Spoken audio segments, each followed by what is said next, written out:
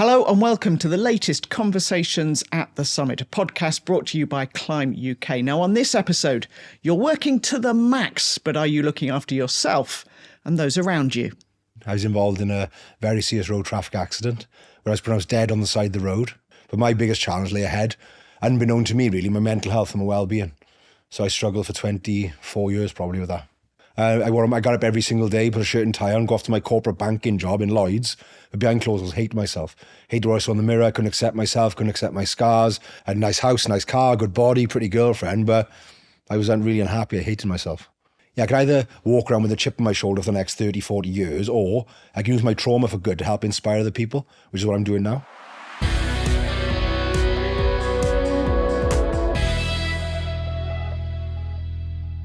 Well, we're joined by Andrew Jenkins, who aims to break down barriers around mental health, and alongside him, the man behind Climb, Gordon Bateman. Andrew, we have to start with your own story because it is absolutely fundamental to what it is you now do.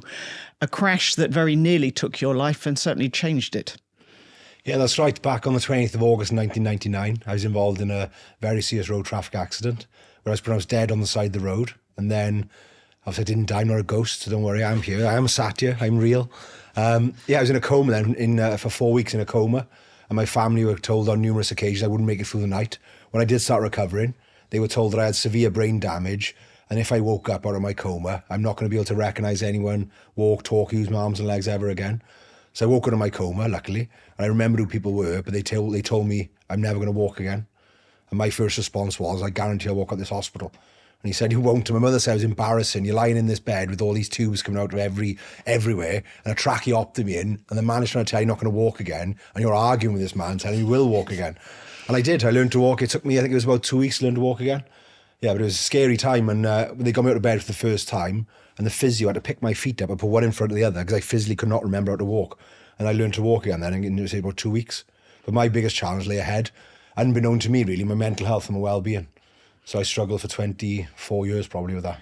And you were an athlete, you were a rugby player as well, so there was an element of your identity, I guess, being taken away. That's the biggest part of it, to be honest. Yeah, that's part of it because, yeah, from 5 years of age to 21, like lots of people in Wales, my dream was to put on the red jersey and run out on the stadium. And I got three brothers, two older, one younger. And we all played good level, good standard of rugby, two professional. My oldest brother played for Wales A, about 4 times he played for Wales A.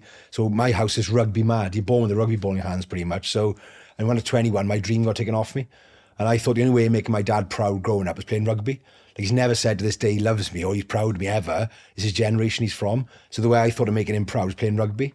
So when I couldn't play rugby anymore, I thought my dad didn't love me anymore. My brothers are still playing rugby at a good standard. So I'd see my dad interact with my brothers, smiling, listening to my brothers. And I'm sat there thinking, what can I talk about? I got nothing. My brothers are better than me. And this went on for 24 years, really. So, yeah, I lost my identity, I suppose. Yeah, and it was really tough. Did you have any counselling to deal with having had the crash, being involved in something that traumatic? I was offered counselling. They said, what you've been through is horrendous. You should have counsel or therapy. But I assumed I was a 21-year-old ignorant, macho, testosterone-filled kid. There was nothing wrong. I was invincible. So I thought I'd see somebody in a white coat who'd judge me, psychoanalyse me, get inside my head. I thought, I'm not seeing that. I couldn't talk to my family. We don't talk about feelings and emotions. Rugby, football, boxing, anything else other than feelings and emotions. So I bottled things up for, 15 years initially. I bottled things up for. But went on to build, you built yourself a very successful career. On the surface, a very successful life. Yeah, exactly. I wore a mask. I got up every single day, put a shirt and tie on, go off to my corporate banking job in Lloyd's. But behind closed doors, hate myself. Hated what I saw in the mirror, couldn't accept myself, couldn't accept my scars. I thought it was a hindrance, wish I was dead.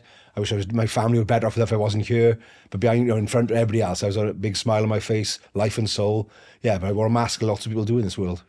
How conscious were you? I mean, you talk about it now as though you knew you hated yourself, but did you know, if you get my drift, when you're looking in the mirror? Did you feel that, or is that something that the journey you've now been on, you look back and realise that? It's probably now I realise I'm more aware of it much more. The difference between me now than me 3 or 4 years ago, I'm more self-aware. I held a mirror up to myself about 3 years ago because I didn't like the version of myself I was. Excuse the pun. My life was a car crash. I'd self-sabotage anything good happening to me. Every relationship, I jumped from one relationship to another relationship because I hated myself. And that old saying where, how can anybody love you unless you love yourself? I never knew what that meant, but I do now because I hated myself. I look in the mirror every single day and call myself a freak. broke my mother's heart. If you spoke to my mother, she said, to hear her son say things like you did, it was awful. I hide upstairs in my bedroom. If somebody used to come into my mother's house to visit my parents, I'd run upstairs and lock myself in the bedroom. I didn't want nobody to see me. I thought I was a freak. I thought I'd never have a girlfriend. I thought the girlfriends I did have would hurt me or cheat on me or self-sabotage it. Yeah, so my life was a disaster, to be honest. So on the surface, it looked good. I had a nice house, nice car, good body, pretty girlfriend, but I was really unhappy. I hated myself. So what was the turning point? Well, 15 years after my accident, I went for counselling. And because one of my relationships, she said, you need to go for counselling because you keep self-sabotaging all the time. And the woman I saw was amazing. She wasn't what I was expecting. She was really down to earth and we clicked.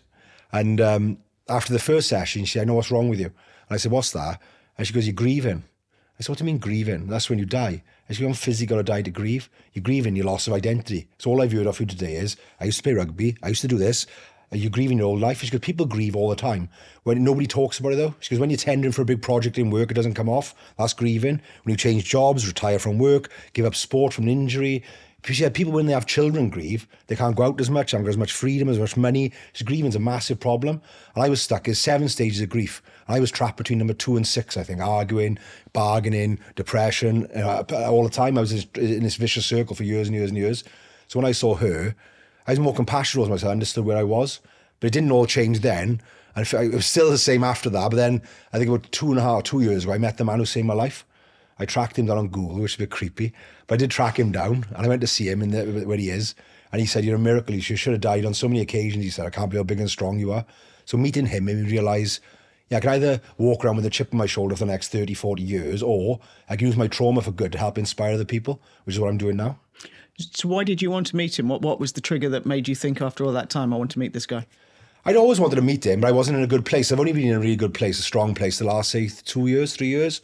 Up until that point, I was trying to work on myself. So I only had that one session with the lady. We had 6 sessions, sorry. I only saw that person once.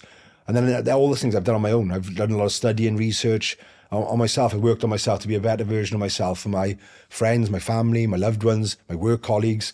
Because I didn't like the perversion I was, so I wanted to work on myself. And then I was in a really good place. So I thought, it's time now, I wanted to see him. It's like the final piece of the jigsaw, if you like. I wanted to track him down and shake his hand and say, thank you for saving my life. It's not every day you get a chance to shake the hand of the man who saved your life.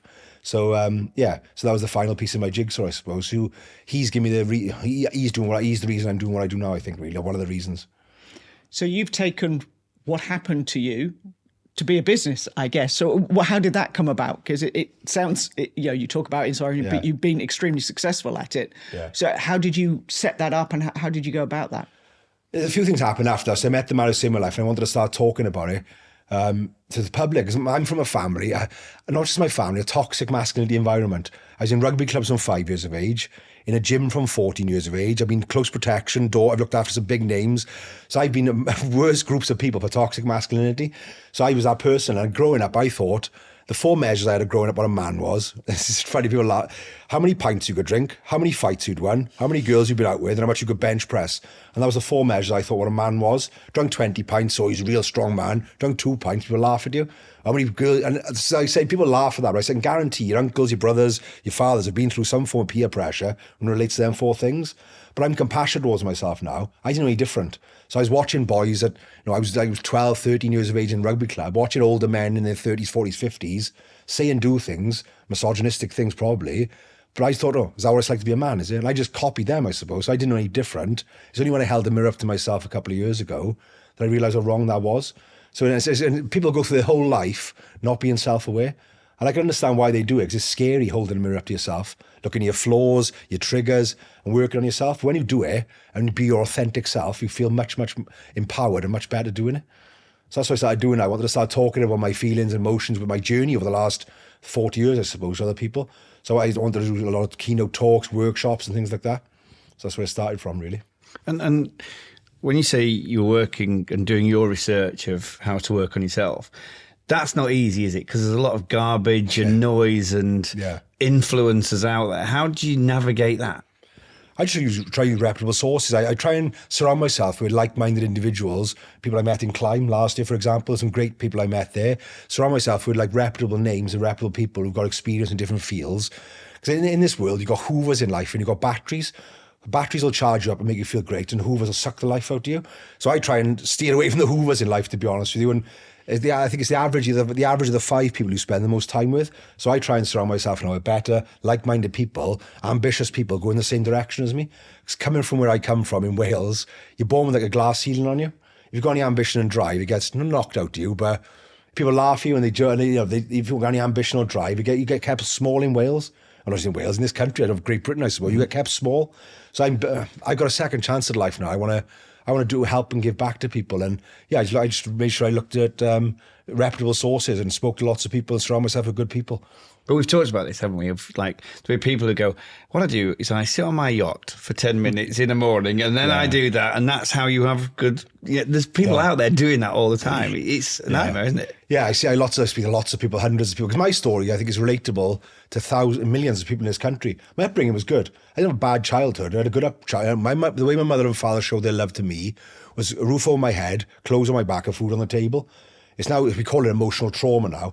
But I don't angry with my parents. They didn't know any different. It's the generation they come from. My mother and father never said they love me. My mother's probably said it once, actually. My dad's never said it. I know they do, but they never showed or displayed it. And that's the generation they come from. And they never had it themselves. Exactly. And that's it kind of trickles down. They don't know how to. Recently, I did a big challenge quite recently, and I was walking 1,200 kilometres across 4 countries. I was in my parents' house. I said goodbye to my mother. I gave her a hug. And I turned and my dad I didn't know he was there, literally to my right hand side. We looked at each other up and down, bye, and we shook each other and walked out the door, and I didn't see him there for months. And it was just strange. I looked at each other. I said, if I hugged my dad, he'd probably melt, I think, or he'd turn to dust. He wouldn't know. He wouldn't know how to deal with that. He doesn't know how to. My mother is the same. I feel sorry for him. I'm really empathetic with my mother and father, I suppose. You talked about your relationship, particularly with your father, having lost rugby league. Have you sat down and had that conversation with him? It would be deeply uncomfortable, I'm guessing, for him. Good question. We touched on, we had a conversation. I met the man who saved my life. And then on the Friday afternoon, I sat my mother and father down and I said, I want to talk about my accident. And it's been brushed under the carpet. They've never asked me about the accident, what happened, nothing at all. And I said, what do I want to talk about that for? I said, because I want to talk about it. I wanted to start posting on social media and talking about it, but I didn't want to find out third party or for other people because it involved them. So I sat them down on a Friday. I said, I didn't think Dad loved me anymore. Oh, it was stupid. Of course he loved you. I said, you changed. You're a different boy. What do you mean a different boy? What do you mean by that? Oh, you change. You're moody and miserable. I said, it's funny. Whenever you meet anybody outside my house who knows me, friends, family, people I've worked with, they say, Andrew's fun. He's the life and soul of the party. But when I come in this house, I go in my shell. I suppressed my talk. I didn't get anything to contribute to the conversation because the only conversation is sport. Because I couldn't do sport, I didn't think I was part of that anymore. So I secluded myself from my family, I suppose. So I sat them down on a Friday afternoon and talked to them. And it was a strange conversation, and they felt really uncomfortable with it as well. But the best conversation I had was on a Saturday morning. My son, he was in Cardiff Met, studying sports science, actually, in Cardiff Met. He was 22. And we had a 4.5-hour chat about everything. Drink, drugs, girls. We had an open, honest conversation. And at the end of that conversation, I told him I loved him for the first time in his life. I'd never told my son I loved him. He's 22 years of age. It took me to tell him. And I hugged him, and we hugged for the first time ever. And I said to him, but more importantly, I said to him, I'm proud of you. I don't care what you do for a living, how big your house is. As long as you're happy, that's all I care about. So I'm hoping I've broken that generational cycle in my family. We tell each other we love each other all the time now. And he's a good boy. And I used to watch him playing rugby. And I think to myself, he's not enjoying that. Is he playing rugby because he thinks I want him to play rugby? Or is he playing because he wants to play rugby? So when I told him I'm proud of him, I don't care if he plays rugby or not, he stopped playing rugby then for a year. So he was only playing really because to make me happy, like I was for my dad really. So, growing up, I think, did I really play rugby because I wanted to, or because I saw my older brothers playing rugby and them interacting with my father? The only time we ever had with my dad was rugby. So when I couldn't play rugby, I didn't have his time anymore. So I think looking back, did I really want to play? Or did I do that just try and fit in my family and be like my brothers, I suppose? But yeah, my son gave up rugby after I told him that. So he's gone back playing now. But I took that pressure off him. I think what's really interesting is, and you mentioned it earlier, it's just so relatable. This is real. There's 1 million plus people out there right now, hopefully all listening to this, who could just go, that's me. Yeah. It's just that real. That's the thing that that is important. You touched on it just now. You said people out there, I talk to lots of people, and people are beating themselves up all the time. Comparison is no point in comparing yourselves with other people all the time, especially in the well-being space. You've got people, like you touched on just now, sat on his yacht in Dubai. I get up every morning at 4 o'clock, have a nice bath for an hour, I do meditation for an hour, I go to the gym for an hour, I read a book for an hour, all before 9 o'clock. Really? Do you really? If he does, great. But I said, Dorothy, who's got 3 screaming kids in the house, got a full-time day job, is trying to copy that guy, and she's beating herself up then, and she can't do it. I said, you can't, yeah, what he's saying is good. All the things he's saying are really good. Breath work, ice baths, and all these different things are good. But you have to fit that in around your busy life. You've got 2 kids in the house. One has been up all night with a toothache. One got to get ready for school. I said, you're trying to, or the other thing as well. By the way, you don't have a yacht in Dubai. Yeah. And the other thing as well, these guys sleep for 10 hours as well. So they must get in from work, go straight to bed and get up in the morning at 4 o'clock. So I don't know when they spend time with their loved ones doing things. I don't know. But I said, are they real, first of all, these people? And do they really do that? Because I've been involved a lot in social media over the last 12 months. And I've seen the real side of it and how much it's nonsense. A lot of it is good. I'm not going to be a dinosaur and say it's bad, but you have to take it with a pinch of salt. And as parents, leaders, as bosses, you have to teach our children that don't believe everything you see on social media because it's not real. But I think, and particularly for business owners now who spend an enormous amount of time on LinkedIn, I think this is going to get worse before it gets better. And the things that you're doing, go back to the grieving thing, because I think I've never heard that before, ever. And I think it's a real eye-opener, and it's kind of scary that, and a lot of the people who listen to this are going to be business owners and business leaders who go through this. I think it's a really good, talk about that from a business owner's perspective, because I would imagine business owners are effectively grieving all the time. Yeah, it is grief. Yeah, grief happens on a regular basis. I used to think it was physical death. That is part of grieving, but most of the time it's not physical death. Like especially business owners who are tendering for big projects in work, or if the business failed or whatever, they're going to be grieving, and grieving is a horrible thing to go through, and it's different stages you go through. And the last stage is acceptance. I've only been in acceptance probably the last, I don't know if I'm there fully yet, to be honest, but I'm getting there. I've been there the last 2 years, accepting what happened to me, accepting what I looked like, accepting these things. And, once you get to that stage, you can start moving on and rebuilding your life again then. But it's when you're grieving, it's about going back to your values, your morals as a human being. And think you are a good person, you are a nice person and all that sort of thing, and find out what your purpose in life is and your values. And that's what I've done now, is find my purpose in life again. My purpose growing up was playing rugby, being successful. And I was living a life for other people. So I was living to everybody else's expectations. So you climb this ladder in life, and you get to the top and you think, is that what I was told? This was make me happy. But I wasn't. I had a nice house, a nice board, a nice car, but I still felt miserable and empty. Because I was living a life to keep my mother and father happy, make them proud, make my brothers happy, look my social circle. And so you're climbing these ladders, wearing a mask all the time. And so I'm now climbing my ladder. I'm doing what I want to do now, living my life, building my dream, chasing my dream, what I want to do, not for everybody else. A lot of people might recognise you from the Traitors. Yeah. You were on that. Why did you want to go on that? Because, it's a premise, isn't it? It isn't real. And it's television, and they're going to edit it and all that, which doesn't really fit in with what you're talking about. Yeah. They approached me initially. I had a page on Instagram talking about mental health and wellbeing, sharing my story. I had a message on there then from a casting director saying, do you want to apply for this show? And I thought somebody was winding me up, first of all. They were, okay, I'll try it. And then I kept on getting through the next round. And I spoke to my partner at the time, and I said, I don't care I'm a down-to-earth guy from the council estate where I come from. I don't care about being recognised and that. But I thought I could do it, to get a profile, a platform, like I got now, to do what I do now, to help me talk to people with mental health and well-being. Ultimately, I want to lie down on my deathbed, wherever that's going to be, close my eyes, know I made a difference to the planet. That's all I want to do. Up to 21, I could have died. What have I done with my life? Nothing. Got drunk at the rugby club every weekend and done nothing really now. So I've got a second chance at life. And I don't want people to suffer and struggle like I did for 24 years in silence. Ultimately, I want to reduce the suicide rates, which are ridiculous at the moment, and they're increasing. I want to be a good role model. So yeah, not just young white men, a role model, lots of different people, how I can turn your life around. And if I can change, I was so old-fashioned, sceptical, with a closed mind, fixed mindset. And if I can change, anybody can change really. And I hope that people can look at me and think, yeah, I can take that from that. He can do it. And just relate to him. I'm not an academic. I'm not some whiz guru, well-being guru. I'm just a normal guy sharing my story. And that's the reason we're on that show for, is get a profile I got now. And when you go into businesses and you're talking to groups of people, are you seeing your old self, the one that had the cloak on, the one that was on the surface living that successful life, working to the max, as we say, and on paper everybody will look and go, wow, isn't she doing absolutely fantastic? Are you seeing those people, and when you're talking to them, can you almost see the cloak coming off them?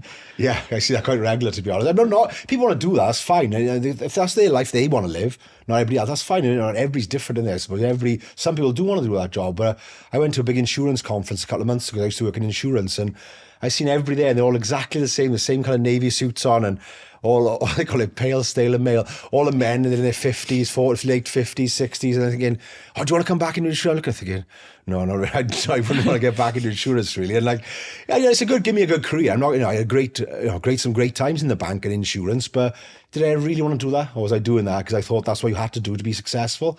I say, when you're brought into this world with the truest, most authentic version of ourselves as a child, and then we get conditioned to fit in with society, to be programmed by other people. First of all, your parents will do it.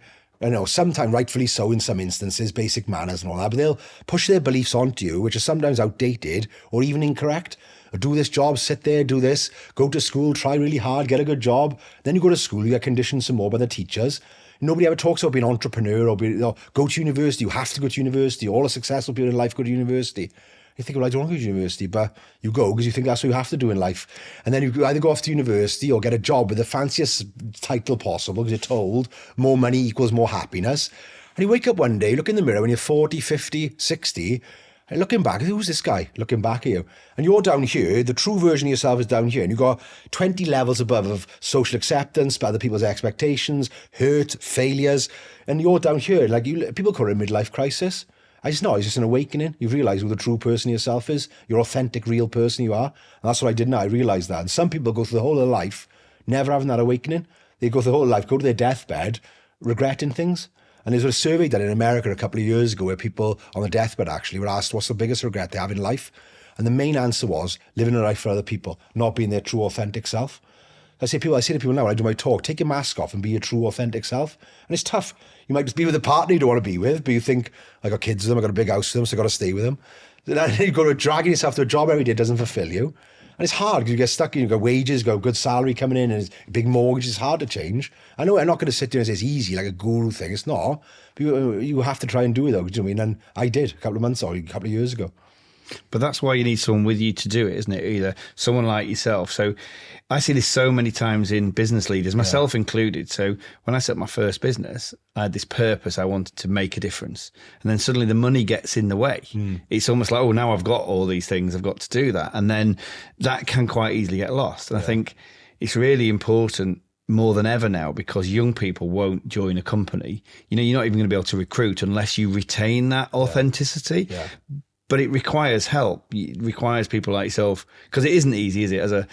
As a human being or as a person, you're conditioned not to do this. So that's why what you're doing is hugely valuable. Yeah, I love going to companies. Yeah, it is about humans getting a connection. And at the top of a business, I suppose, founders, it's quite lonely. It can be lonely and things. And, I see still going to companies nowadays and see people still leading with fear and shaming people into work and that, top of the bottom of the league table, bottom of the league. I said, you can get the best out of your staff by shaming them.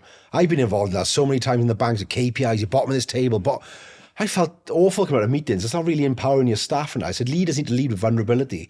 Be vulnerable. And I understand there's certain things, hats you have to wear as a leader, but being vulnerable, admitting you don't know everything, all the answers. Once you get start being vulnerable, the culture it creates in the company is much, much better. People aren't scared of failing, because I was scared of failing growing up. I was so scared of failing. I wouldn't step in my comfort zone or try anything I knew I wasn't going to be any good at. So I thought failing was a bad thing. So what response do you get from a leader if you say to them, you've got to show that you're vulnerable? To explain what vulnerability means. I think leaders, as soon as you say the word vulnerability, means like something you're crying or you feel like you're being weak in front of your team. It's not being weak. It's empowering your team to all give ideas. If people feel empowered and valued and heard and listened to, they get better retention values in the company, less sick days. People enjoy going to work then because they feel heard, they feel seen and listened to as well. Everybody contributes to their ideas then. Because as a boss, you don't know all the answers to everything. And when you're in a company, I've been there looking up at the managing director and the boss thinking he's like a god sat at the top of the table, and you need to humanize yourself. It just humanizes you. Admitting past mistakes you've made, but how you've turned that around to make it a success. And people look at you thinking, it gives you respect, I think. You listen, people think, oh, he's only a human at the end of the day.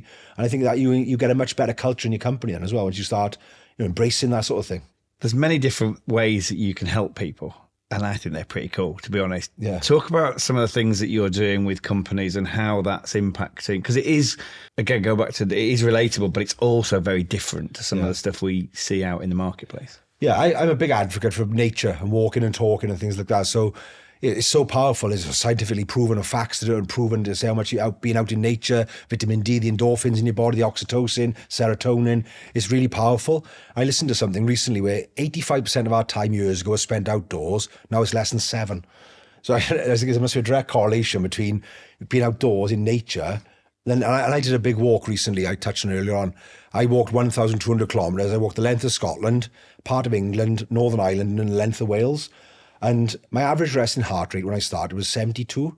Within 2.5 weeks, I went down to 56. And it stayed at 56 for 2 weeks. And it went back up there. It's back up to 72 again now. Just goes to show how much pressure and stress we put ourselves under, driving here, rushing around here, meetings here. And some stress is good. Obviously, it keeps you alive and that. But when it's constant stress, you got to look at your life and think, why? And in this country, we see stress like a badge of honour, as like it's something to be proud of. I'm stressed, I got stressful. But why? It shouldn't be stressful all the time. Do you know what I mean? Like in this country, it's like I don't know, British thing, I think. It gets be proud of. I've got a stressful job. Or why are you so stressed? I've got a stressful day today and work stressful day.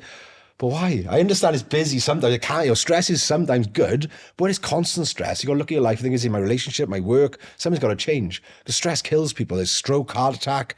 It's a silent killer. So you've got to change things. So I like doing walking and talking, and there's retreats I do as well at the moment where we're going to be launching some retreats soon where they're going to be like 2 or 3 4-day retreats in this country and also in the Pyrenees where you take people out, founders, people, leaders, business people, and just go out and just get out in nature, doing lots of activities, team building activities, talk about resilience.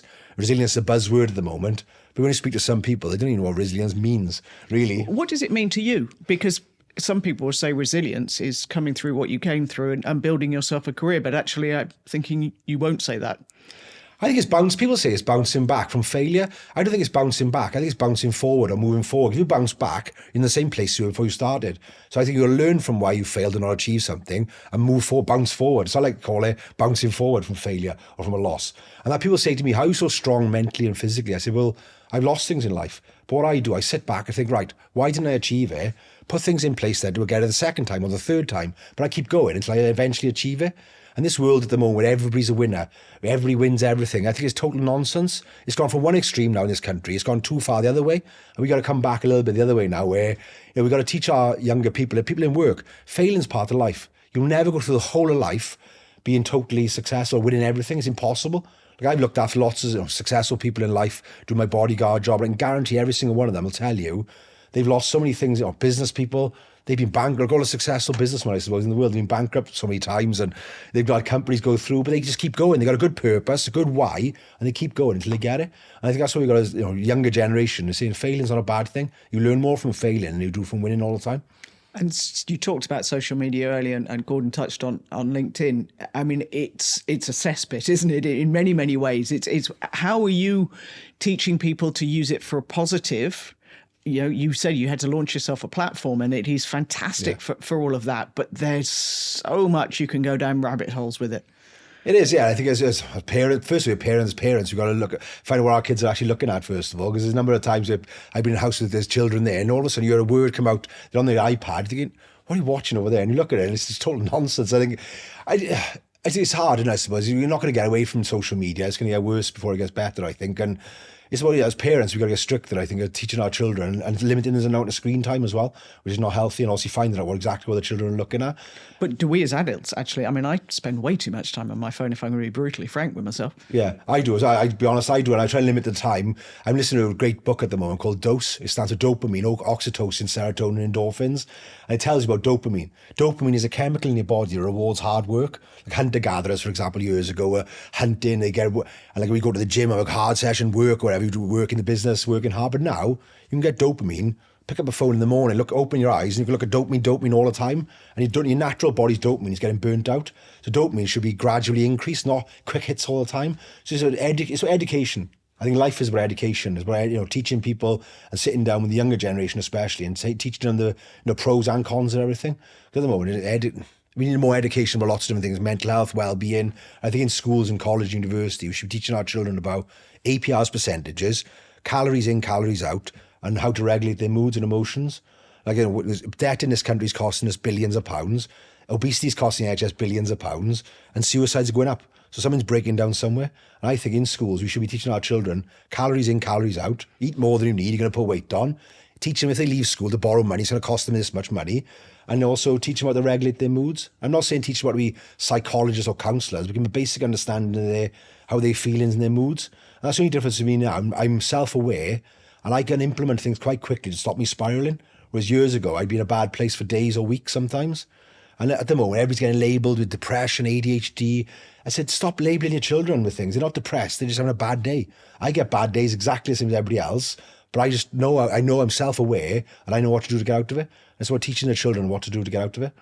But I think that's the thing, isn't it?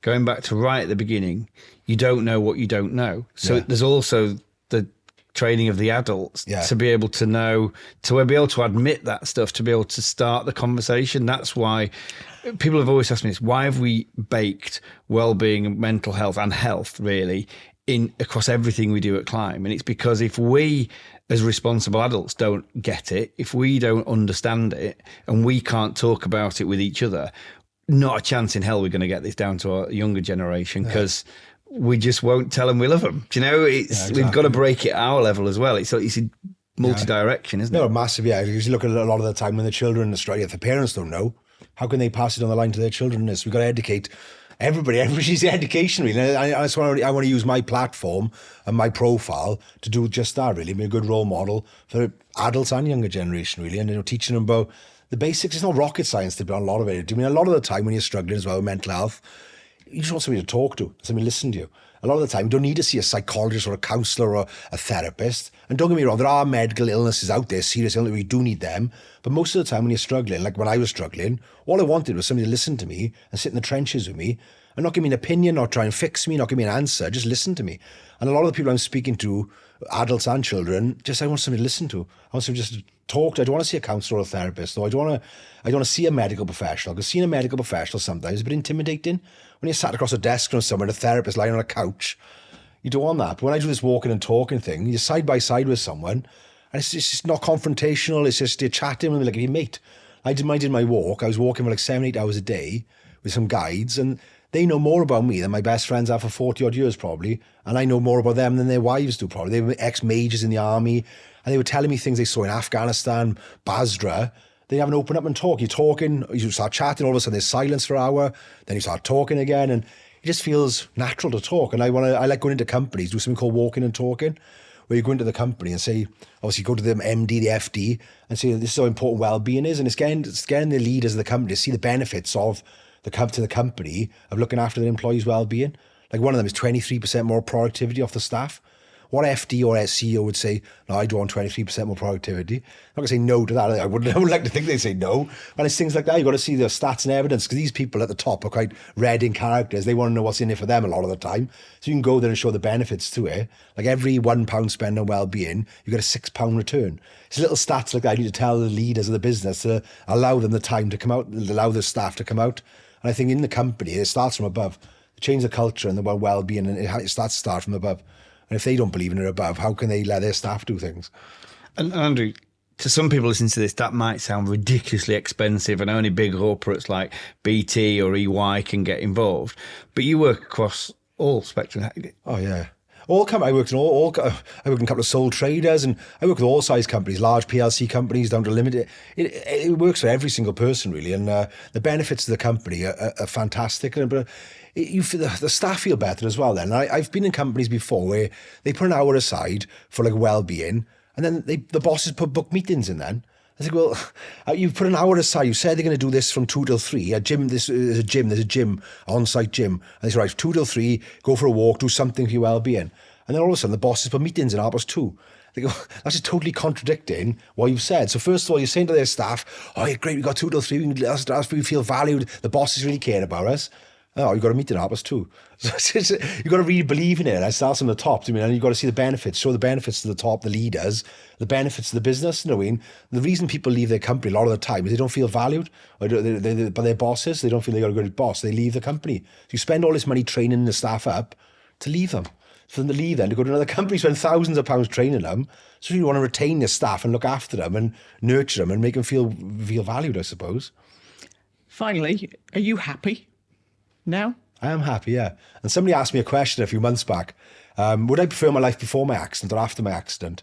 I never really thought about that before. And up until then, I suppose I probably would have said before, my rugby career and all this, no scars. And no, I'm happy. I like doing what I do now. I've accepted, I've given acceptance. I've accepted what I look like. I've accepted my scarring. I've accepted, I do what I do now. So I wouldn't change my life at the moment. I'm happy and doing good things now.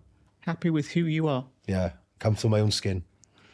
Fantastic advice you've given us. Thanks. Andrew, thank you very much indeed for your company. Join us again for Conversations at the Summit.